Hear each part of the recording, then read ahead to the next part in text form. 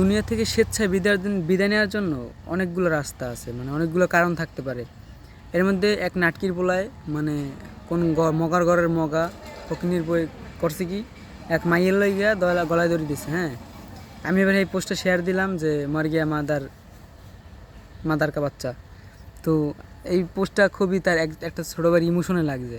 সে আবার আইসা আমার কমেন্ট করছে, ভাই সবচেয়ে বড় এমসি হচ্ছে তুমি। করার পরে দেখলাম আমার আনফ্রেন্ডও করে দিছে। ওর ইমোশনে এমন জোরে লাগছে ভাই, বয়স কম তো আবেগে বাসে। আরে ছেলেটা একটা মেয়ের সাথে প্রেম করতো, মেয়েটা তাকে ছ্যাঁকা দিছে, সেই ছ্যাঁকা খেয়ে গলায় দড়ি দিছে। এটা খুব মহৎ কাজ করছে রে।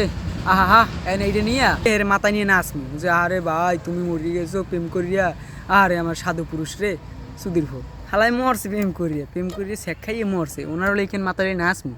একে তো মকামি হচ্ছে, আবার দেশে গলায় হুশ হেরালে কি তুমি নাচতে কো দাদু? এখন কি পুরো নারী যদি খারাপ হয়, নারী যদি সব পুরুষকে ঠকায়, তা মাইয়েরাও তো মরে মাঝে মাঝে। সে সময় তো কিছু কও না তোমরা নদীর ছেলেরা, সে সময় তো কিছু কবা না। এই যে নাটকির বলাই মরছে, মারার পর আমি একটা পোস্টার দিয়েছি, অমনি তোমাকে হোগা ফরওয়ার্ড দিয়ে গেছে, স্যার রিয়েক্ট দিয়ে ভরিয়ে লাইতেছে। ও মা গো, এত ইমোশন, ও মাই গড, এত আবেগ কই দিয়ে আয় ভাই।